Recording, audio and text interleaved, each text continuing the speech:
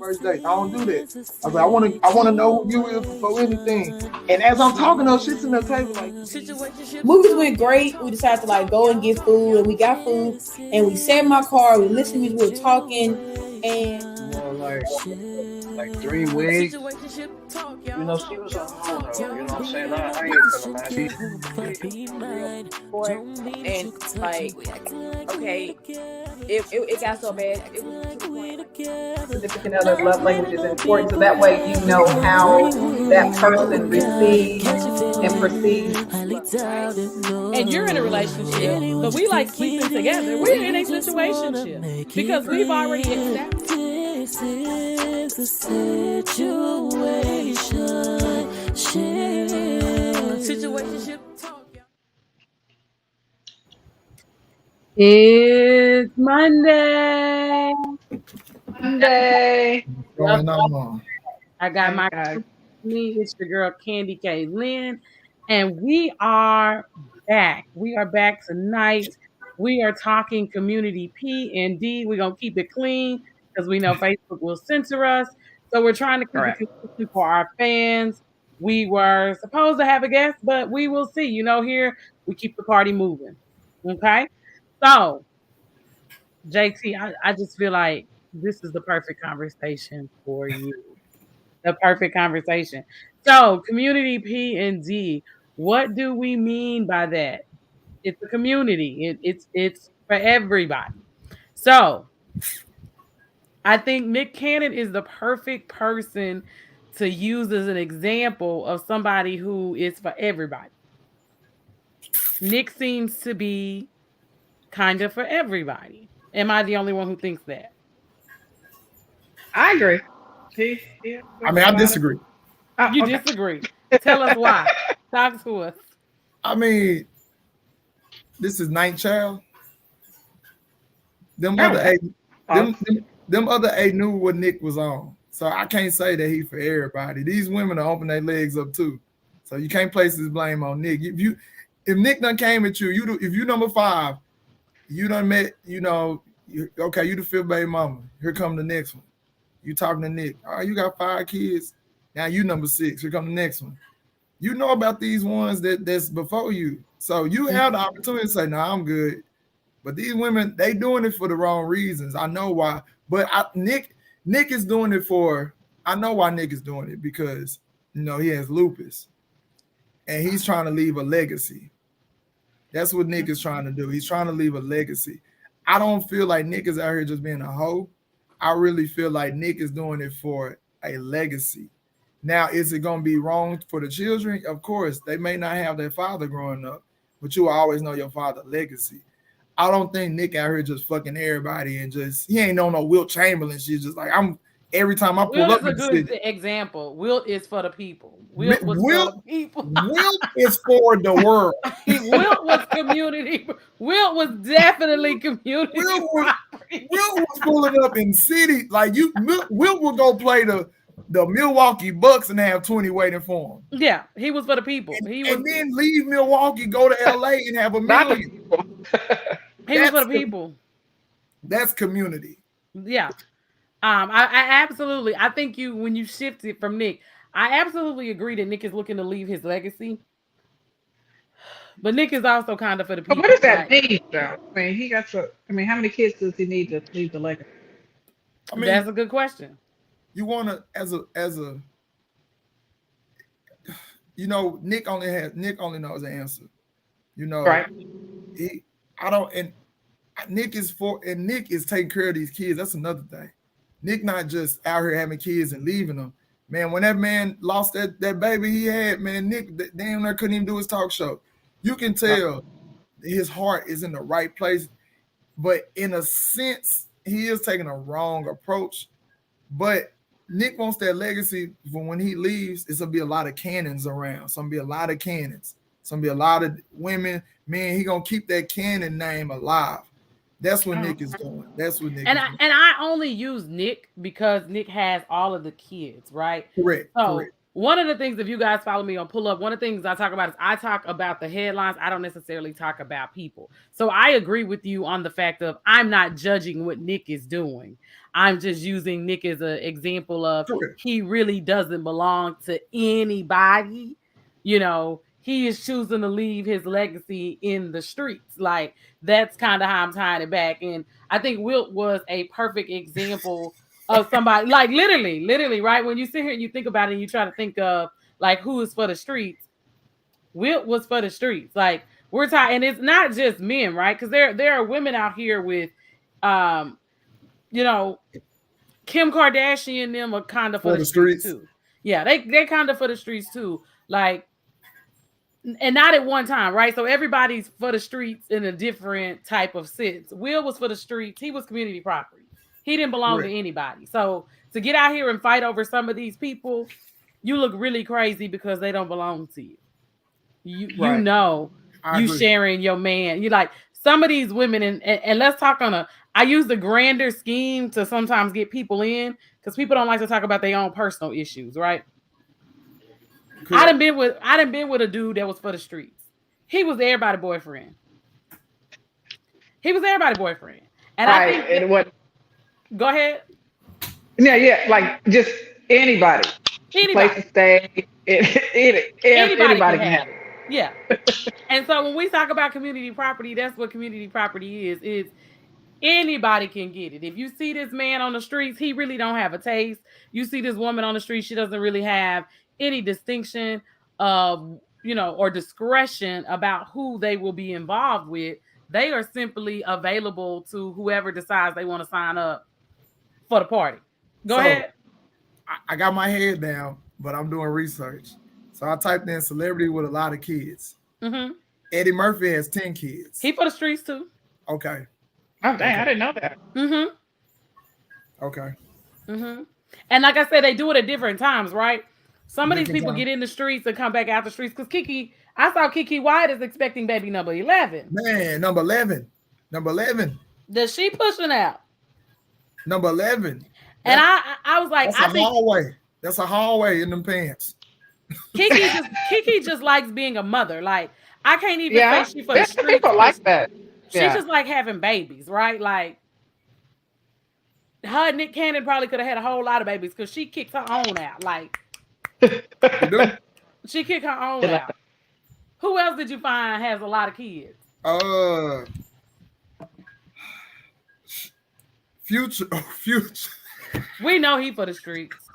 Perfect example of for the streets. How many kids he have? 5, 6. No, hey, they got on here 7 or 8. They don't know how many kids he got. Dang, I didn't even know he had that many kids. Yeah, Future. What? Future was last year on Mother's Day. Future made tweets shouting out all his baby mamas. I was like, boy, this is crazy. That's Lil Wayne, not Lil Wayne. He got a lot of kids too. Lil Wayne got a lot of kids. I think Lil Wayne got 6. Yeah, Lil Wayne got 6. And he had them like later. Like, he had the one daughter for a while, and then he started having babies later. But he for the streets too, because he was having them like all at the same time. And that's what I mean for like if you got ghetto twins, if your man got ghetto twins, your man is probably for the streets. Who else? DMX. I forgot about him. Rest his soul, but he was rest his soul. 16. He had a wife. 16. He had a wife for a long time. Yeah, but he got 16 kids too. And it ain't all about her. And that's what we saying about for the streets. So yeah. JT, have you ever dated a chick that was for the streets? Oh yeah. Fell in love with her too. Like, deeply in love? Man, they always do. She worked at Big Mama's Chicken and Waffles. But I tell you, I used to drive from North Dallas to Plano every day, and this girl had all types of dudes, man. She had one of her main dudes was in jail. Mm-hmm. Dude got out, and she just left me. I was heartbroken. Like, I was like, yo, you got to come out the streets. Like, your home right here. She like, nah, I'm good. I was like, dang. So dude got out of jail. She still messing with other dudes too. I'm like, man. But I had to let that one go. She was for the streets for real. So why did you like her so much? What was it about her? She was just attractive, like in the way she Okay. just handled herself. But she was out there. She was out there. Like she handled herself so just classy that you didn't have no reason not to fall in love with her. Then all of a sudden you calling her a dude pickup, and you like, damn. Oh, she had no problem. Let him answer. Nah, then you call her the next day, and I'll call you back. I'm like, man, what you doing? Nothing by it. I was like, oh my God, bro. You know like, what? And when you say that, I say this all the time, and I'm not gonna say all men, but men seem to be attracted to stuff like that. Someone that they have Facts. Seriously, like if you have like a quote unquote good girl at home, no, they want the ones for the street. They want the hoes. The ones that gonna break their heart. They gotta run out. But baby, why you doing this to me? And love them to death. They do. I'm glad that day and age over for me because boy, 2008 JT was an idiot. You was in love. Nah, I was in lust. Was that your karma for being previous JT? Yeah. When you was for the streets? When I was for the streets, the avenue, the roads, the back streets, and I was out there. But when I fell in love with her and I got to taste some my own medicine, and then y'all family, so I can tell y'all. So I fell in love with two girls that was for the streets, and they happened to be friends. And both, I'm about to say this on live, but I don't care. It's the past. Both of them were pregnant by me at the same time. I was so you for the street. I was for Community D. I was CD. I was CD. Definitely was CD. I was definitely CD, but I was in love with two girls for the streets. I was in love. Like I could not leave them alone. But y'all couldn't leave each other alone because y'all was all for the streets. We all couldn't leave each other alone. Because y'all was, I mean, and here's the reality, right? I was having a conversation the other day. Like, I feel like people have their moments sometimes that you're for the streets, right? And I was like in high school, and my mama used to say, he the community boyfriend. And at the time, I was like, we just friends. Later, he would become my boyfriend, and he was community property. Like, I really understood as an adult what my mother meant when I was like 15, 16, about some people just being for everybody. Like, everybody gets to taste them, gets a drop of them. So, what is some advice that we could give, like, especially women? Because women are always beefing about men. Like, I don't understand. What is it that they don't understand that he is community property? And your husband, ladies, that's why I'm a fan of polyamorous relationships now, because it's just like, everybody just tell the truth. Then it wouldn't be cheating, because we've already decided that we all for the streets, and we okay with that. So what is some advice that we would give to the people when it comes to being in situations with these, people that's CP, they community property? I mean, I would think the only advice is, obviously it's probably not going to get out, but I mean, he's probably not going to change. So you can't come in probably trying to change the situation. It's something you're going to have to accept him as that's what it is. And, that's what it is. So, out there fighting other women and acting a fool because you kind of knew that's what you got into. So just accept it or move on. Okay. JT. No best. Just be honest. Right. Just be honest, man. Because at the end of the day, it's still feelings involved, whether it's community or just regular. Some be feelings involved, especially when it comes to women. If that man putting it down in the bedroom, you don't care if it's community. Because if that man be like he was some other woman, you're gonna flip out. But you got to understand if it's been spread out that this is how I am, and you got to accept that. You just got to accept it or move on. If you put it like Juanita said, if you know what I'm saying, if that's what he want to do, I mean, you gotta kind of accept it, man. You just gotta take it. But as far as advice, just be honest. Just be honest. Just be honest. And wear protection. That's another thing. Wear protection. Wear protection. That's the best advice I can give. Do we think that most people, even though they know their community, like, I feel like as people, we sometimes know when we're in community relationships, True. whether you want to deal with it or not. Like, for these women who act like, who want to get mad and blame other women for your husband cheating, since your husband don't come home at night, where do you think he is? I know. I think I'm that. Where do you think he is? So at what point? He fell asleep at his homeboy because he was drunk. On a Monday. I'm just saying that's a lie, girl. On a Monday. And then on a Tuesday. And then what happened on Thursday night? So I don't care how drunk you are. You're going to want to go home and be in your own bed as a grown man. Unless you just, I don't know. Yeah, that's true. Drunk. That's true. I've been drunk plenty of time. I'm driving home. Right. My thing is, if you're in a relationship, that all you need to do is text. I'm drunk. Come That's get it. me. Come Call. get me. Come get me. Send me an Uber. Like, and I'm the type of person, like, I feel like when we're really, really adults and we are not being community property, if I was drunk somewhere, like, you alert your friends. And I'm the type of friend that if I had my homegirls do number, I'd be like, I take a picture of her drunk, like, she really, really drunk, like, to have each other's back. But I feel like people, a lot of times, I see women with these threads and they're mad about women cheating with sleeping with their husbands or side chicks or whatever. But sis, that's what your husband do, your boyfriend does. And it doesn't matter if he's with me today. If I break up with him, if I quit fooling with him, he's gonna just go fool who I needed tomorrow. True. Whoever gave him an opportunity to come hang out. So I just think it's a false narrative. And I feel like most people, it's only a small percentage of people that are really in monogamous individual relationships. Because people cheat. People do cheat. People cheat. And so it's having the ability to accept what is and to move from there. And women have to understand a man is going to change when a man is ready to change. A woman can't make a man change. I'm sorry. You can't. Sure. No matter what you do.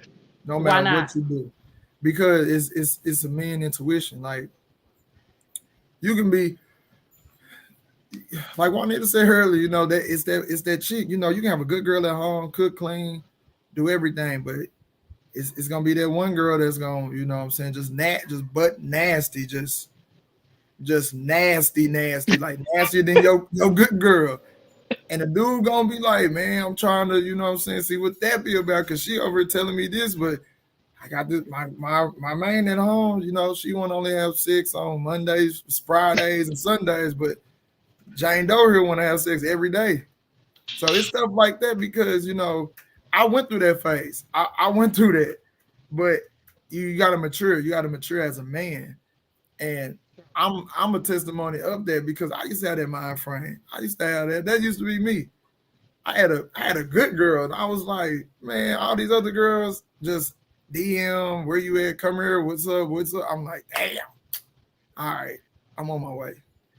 But I wasn't ready. I wasn't ready to change because I've been used to this through junior high school. This was JT. True. So when I was ready to change, that's when I was like, you know what? Let me put all this BS aside and get on my 10 toes. And that's how men operate. That's how men. Some men, I'm not gonna say all. Some men, they don't play them games. They just looking for a wife right then and there. Mm-hmm. So you got them wanting them dudes like the old me. That's hey. I'm just saying. So I just think it's something that's. I'm sorry. I just think like I have 3 sons, right? So like I think it's just something in you that you can. When I used to coach track and have little boys, I can already see which one was going to be players, just like the swag and the person. So it's something I think that is just in you from a little boy on up. Because you can have, like this one little boy, he was like 8 years old. And I said, this boy going to be community. He going to be a hoe. And it was just, and to be honest, he's like 20 years old now, and my daughter found his Instagram, and I was like, he's exactly what I knew he was gonna be when he was 8. But see, and it's funny because me and a friend just had this conversation not too long ago. I want to say black men are, and I'm gonna elaborate on this. Black men are programmed to cheat, and I'm gonna tell you why. When you think about it, women. I'm on a podcast right now with 2 women. Okay. Y'all fathers probably was them dads that was just on y'all, like not on y'all strictly, but telling y'all who to date, who to, what to look out for. Don't mess with this type of dude. Don't do this. Young men, we don't get told that. My mama told me to go out and have fun. Don't settle down. Go out there and have fun. If I had a sister, I'm pretty sure they would have told her, you need to go out there and look for you a good man and this and that. Black men are programmed to cheat. And then, you know what I'm saying, you think about all the, the family gatherings we have. Little girls, you know what I'm saying, they play this and that. But you little boys, we try to tend to be around the men. What they telling us to do? Hey, try this liquor. Oh, it ain't gonna hurt you. Don't put some hair on your chest. All that is systematic. So we're growing up to understand that. So, and that's coming from me because my mama told me, go have fun. I remember I had one girlfriend at one time. My mom was like, why you got one? It's a million girls out here. Like, shit, you right. It is a million girls out here. I'm going to go have sex with a million girls, mama. You sure right. I'm bringing women in my house. My mama not saying nothing to me. My mama not saying nothing. I'm bringing women to spend the night in my. I literally, if anybody from Lake Hollis watching this, they know.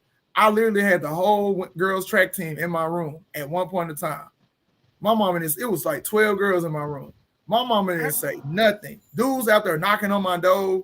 Hey, man, let us in. But I was that's what my mama told me to do. My mama never told me to settle down. This and this, this and this. I didn't have nobody to tell me that. And then when I go in society, the dudes I grew up around, I had a dude I looked up to. His name was Snoop. This man here was so player from the way he walked. Like he walked with I think he had a leg disability, so he walked with a swag. He had this long hair that used to come right here. He had hazel eyes. I used to watch him get off the school bus. I was already in junior high. He was already a senior in high school. I used to watch him get off the school bus. He'd have girls holding his backpack. And I'd be like, God, I want to be like him when I get older. And he used to always come by me and put his hand on my shoulder and say, hey, little man, these females out here. And I listened to him. I didn't have nobody to guide me in the right way. So and me and my homegirl were talking about this. I really think cheating is systematic because what we're programmed to see. Some of us can break that chain and be like, I'm not gonna do that. But most of us, we want to be cool. We have egos. We people looking at us like, they're looking at him being a player. We feed off that. We're not knowing we're hurting women. And then the movies used to, glorify men cheating, like how to be a player and all those things. And then the women are what? The women are crying. They trying to fight for men, and then all of a sudden, the tables turn. Now the woman moved on, man on his knees begging, "Come back, please, man." That's systematic. I agree. I agree with you. I 100% agree with everything that you're saying. That it's taught behavior. It's taught behavior, and like we were saying the week before, I think men are now mad because the tables are shifting. Facts. Right, the tide is shifting, and women, as you said, women are not teaching. I'm not teaching my 19-year-old to find a husband in school. You didn't go to college just to find a husband. You went to graduate. You went to get the experiences, to travel, to go be, a foreign exchange student. You are there to get the experiences. You're not looking for a husband. That's not your primary goal of going to college. So we're not teaching that anymore. So young ladies are doing things differently. And I 100% agree with you. To go back to what you said originally about men not changing, I watched a video. I read something on Facebook today where a lady said that her dude, she had been with a guy for a while. He left her, and within a matter of months, he was married to another woman. And the one thing she wanted him to do was stop drinking. And this woman got him to stop drinking. And what she said struck a nerve in the fact of the other woman was patient with him. Ooh. She was patient with him, which allowed him to be himself. And instead of the girlfriend holding the mirror up in his face saying, "You see what you're doing? You see what you look like?" He was able to see himself because nobody was showing him his flaws. She was complimenting him and loving him. So I would say to women as we get older and men, right? And we talk about love languages. We got to learn different ways to do stuff if we want people to improve. And that's something that I have to work on of not picking and, calling out people's flaws. So that taught me a very valuable lesson of people will marry people that are patient with them. That loves them in a way in which they can receive it.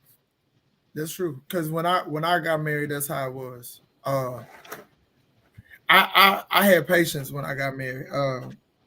And like I said, I've been with a lot of women, but it was just that time, and you actually started to see you started to see who really cared for you and who are bent over backwards. Not saying that a woman's supposed to bend over backwards, but a relationship is about sacrifice. You both supposed to bend over backwards for each other. It just can't be one out here doing aerobics and the other watching. But when I seen, you know what I'm saying, I've been in previous relationships. But when you start to see, like you said, Kenny, when you start to see something that really just draws you in, that patience, that sacrifice, a man's gonna be ready to be like, this the one. This the one. But going back to college, what you said about the women in college, which I respect that you saying that, because when I went to college, a lot of girls, probably like 80% was on the fast tip, just hot tail. Hot girl summer. Mm-hmm. Hot girl. Now I wasn't. Mm-hmm. It was hot girl summer. Girl freshman year. And the thing is, when you get to know them, because my homeboy used to call me a hoe counselor. I used to really sit and talk to these damn hoes. These girls be wanting to smash. I'm over here talking about, how was you growing up and all that. These niggas just laugh at me. But I really heard them say that their parents kept them in the house. Like, my mama wouldn't let me do nothing. My daddy was strict. So y'all get off to college. You seeing all these dudes. You didn't get the chance to get this in high school. You ready to just give it up then and there. I think we have to take some pressure off Black women as young women. Like, let them go out there, don't be community, but let them go out there and bump their heads. Because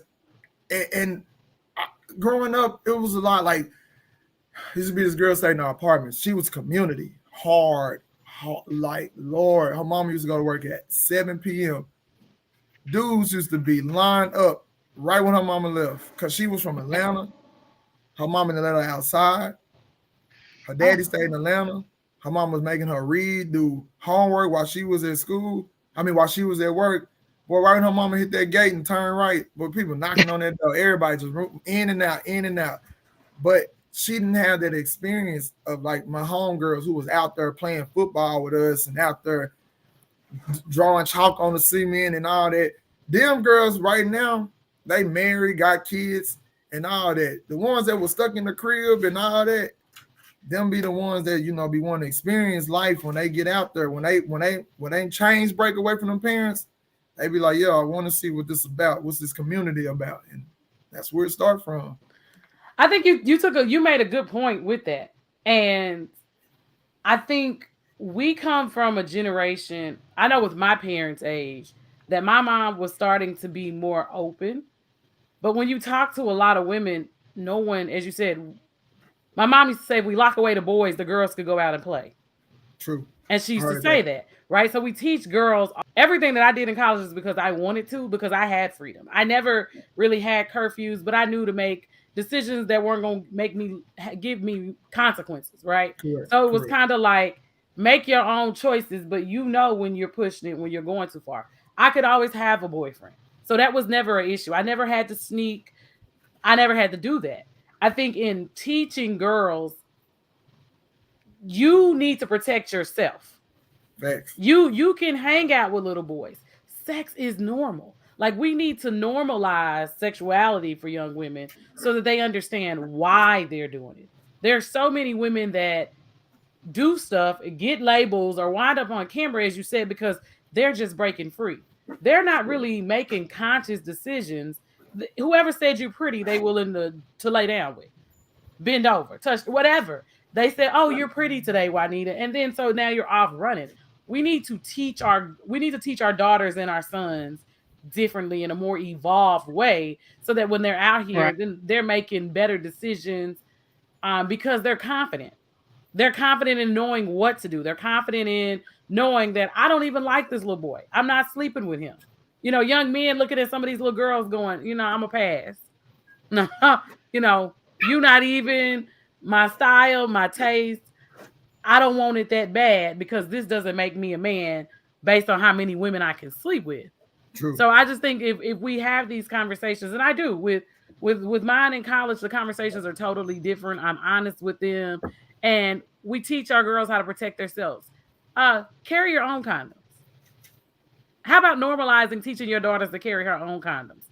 Then there's no reason for you to why are you saying no? Well, not to be shiesty, not help us out here. Yeah, not help us out here being shiesty trying to get over. Because at 18, yeah, we done seen 18, the earrings get poked in condoms. No. Been through that. No. We're talking about how do we make this? How do we all protect ourselves, right? Correct. Because I respect it. Young women get pregnant, and then everybody looking at each other crazy. He hollering, well, I ain't want no baby. Well, nobody made a responsible decision here. And who they put most of the pressure on? The young woman. The young woman. The men get away scot-free. Yeah. So if we change the mindset and teach our daughters, carry your own condoms. You're not getting pregnant because you don't want to get pregnant. Use birth control. You know, you don't want to have a baby, but you also don't want STDs. So protect yourself. And then if we teach our sons, like, hey, it's cool, but do you need 18 years of cool? That's why I teach my boys. Yeah. Don't alter your life for 30 seconds of fun. Like, I just don't think we're realistic with kids. And that's the reason why it becomes a community aspect, because everybody's running around. And then now you got these girls who mad because, as you say, now they like this young man. They not being community property, but he is. So emotionally, socially and emotionally, everybody's off kilter. So that's what I have on that. Juanita, do you have before we get out of here, do you have a story from being community or dealing with somebody that was community property? Well, I would say dealing with somebody was community property. He was a hoe. He messed with everybody. I mean, I was to the point where it was, that's what he was going to do. And it was nothing I could do about it. And, you know, he was, that's why he's the ex now. He was for the streets. How long did it take before you realized he was for the streets? Probably as soon as he got married. As soon as we got married, I'm like, really? Because I heard things that I didn't know, but by this time I was already married to him, so I was like, Lord. And then you think he'll change, but nah, it just. I probably don't even know how many women it was. Just the ones that I know of was enough, so I can only imagine what I didn't know. So I was like, nah, I'm good. I'm out of here. Wow. JT told us he used to be for the streets, and so was she. And in my past life, I too, we seem to attract people who are like us. So when we all for the streets, we just all for the streets in those moments. For me, I would just tell anybody, if you're not built like that, get out. Get out.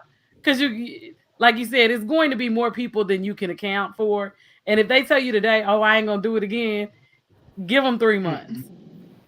Give them 3 months. And I don't even think they ever stopped. They just probably didn't get caught during that time. I don't really, like JT said, or you said, it may not be me. Okay, I confront this. I confront you.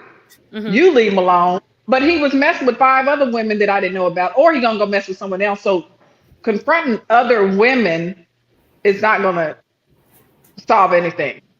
Ladies, don't waste your time. He'll just go to the next one. Right. Don't waste. You be all right. That is my biggest rule to women of like relationship advice. Check your dude. Like, do not be out here in these streets trying to confront another woman. You look stupid. You look really foolish. This whole idea it's your husband. Let me tell you, sis, If that woman didn't call you about your husband, she really don't want your husband full time. She knows that she's borrowing him from you. You're the only one who doesn't get the memo that your husband is on lease. So confront, confront another woman about your husband. You're wasting your time because, as Juanita said, there's 6 other women who talk to your husband when this one woman ain't with him on the weekend. So that's true. Just shoot the deuces and move on. If you can't handle the situation and y'all not gonna live y'all happy life over here, and I feel like women side chicks should not contact. Like side chicks and side dudes, y'all should not contact the main party. Let them people live their little Facebook life and be happy. Leave them people alone. Let them people be happy on Facebook. And I don't get that. So what you don't get? The side chick reaches out. Let's put a scenario together. Man got a girl, got a side chick. The man finds out about the side chick. They break up. Does he go to the side chick or does he go to somebody else? Because as a man, you have to think. If you get with your side chick, knowing what position she played, do you not think she gonna think that you're gonna do her the same way? Or is a side chick that stupid to think that he's gonna change? Because she was the one that got chose. I think women believe, and same thing with men. When men are playing this, I think women really believe in their mind that they did something so much better than the next woman, and I think that's the reality check of these type of conversations. Like, it's not that you really did anything so much better when he's with you. Like, if you've ever had a sneaky link or you've ever been, you only don't have fun. Fun things. So you don't get you never have to deal with my problems. You never have to meet the real me most of the time. I'm not calling you to complain about what's going on in my life. So you're absolutely right, JC. Yeah, I think people, it's a fantasy, right? Your wife makes you sick. It's always, I think people blame the other party. The woman is blaming her husband. The man is blaming his wife. In reality, it's you. It's like, it's you. Yeah, you're not watering your own grass. And so now you're making excuses and you get with this other person and you like what you have with them in those moments. Right, because it's not real. At home, it's the children, the family, the bills. When you go with this person, of course you're going to have fun. None of those issues are what you're talking about. It's sex, drink, date, having fun. Mm-hmm. So of course it's gonna be better. Now, what happens when you build this life, as JC says? So now we're together, and we got to actually have a life where you have to confront that bills are due. You have to deal with the stress of your job. You have to deal with these kids. Now you're moving in with another woman, sir. She got kids. Now you're raising somebody else's kids, and then you still got to go get your own little ugly kids on the weekend. it just don't make, like when we stop and we think about it realistically, it don't make sense. Because you're just repeating the cycle and now you add to your stress. And I think a lot of times we run from the reality that we're dealing with. And when you're running from your reality, you're either going to keep having fun or eventually you're going to have to run back to some reality somewhere. And we can't cheat forever. We can't sneaky link forever. And I would just, like I said, for women, just be mindful, sis. Like, it is what it is sometimes. Like, sometimes it is what it is. I think that we need to look at I think we need to look at marriage a little differently also. I think we need to stop being so quick to run into these things because I think marriage is what causes the additional pressure for people. I 135% agree with you. And a question came up to me last week and it was a good question. Somebody asked me, what's the significance of being married? Like, what's the importance of being married? Life insurance. I mean, what else? Because really, what else is that? That's it. If we married, I love you, you love me. We loved each other post-marriage, pre-marriage. What changes when we get married? And like Candy said, that when you get married, that pressure hits hard because I feel like when you're together in a regular relationship, everything is fine. But once you get married, now you're trying to, in your mind, okay, we're married. We got to keep this together. If I argue, I got to do this. If she argue, I got to do this. But we weren't thinking like that when we was just being together. But now marriage, that contract they don't put on us, we got to stay together or we gonna fall in that percentile or we getting a divorce. Marriage is pressure. Like, and I always use my uncle and auntie because they've been together 46 years this year now, and they're not married. And people shame them. People shame them. They done damn near been all around the world. They got kids. They out of town right now. They do everything that a married couple would do. And I just see love. And I asked them one day, why are y'all not married? And my uncle said, he was like, only thing marriage is a contract. He said, if I marry her, it's not gonna make my love strong. Like, we super in love now. No, he's like, it's pressure. Like, because now we got to put down a game plan, how to stay married, not how to stay together, how to stay married. And when he told me that, I drove home in silence that night. I texted him, I said, bro, I don't know what you be smoking, but dog, I'm over here really thinking about what you said. And he said, let it marinate. And that so when you brought that up, I had to just say that. I had to. I mean, I agree. I think that I'm one of those people that I get told all the time. He tells me, he's like, you're so non-traditional. But I think that we got to create rules for ourselves. We create rules for our lives. You know, you and I have talked about like the whole vegan lifestyle. Like, I'm trying to like we're recreating rules for our lives. So why not recreate rules for your marriage? As you said, now I'm going to be thinking that if I decide to get married, how do we keep this relationship going, not this marriage? Because it's the same thing. So maybe if we just learn how to look at things a little differently and take the pressure off of ourselves, that's what it becomes. And society basically says that if you're not married, your assets can't be split. The next of kin gets everything unless you have a will in place. You can't get health insurance. So I think it's all of these things that in reality, I pay for my health insurance. Why are you telling me who I can insure? It's just never made sense to me. Like, if I need to insure a family member that's dependent on me, why do I have to have legal documentation saying that? You know, if my boyfriend that, as you say, I've been with 40 years, why can't I insure him on my health insurance? We live in the same house. You know, so it's just a lot of things that are put in place that kind of sends us towards marriage. Society tells us that's what we're supposed to do. And if you're a certain age, as women, like I said, changing our thinking, it used to be like, what are you doing with your life? You ain't got a husband yet?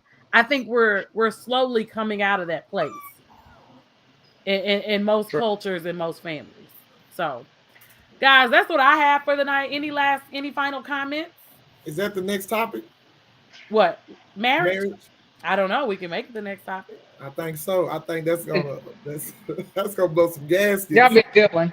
Don't get married. Well, I got the title. I'm not gonna say it out loud because I feel like, you know, people watch the show and they steal stuff, and then that's a whole nother. Don't say it. Yeah. Don't say it. Yeah, I know what it is, but yeah, that's all I got for tonight. We appreciate you guys for tuning in with us on Monday nights. We missed you last week. We hope you had a happy Valentine's Day, and we look forward to talking to you next week. Y'all take care. Good night.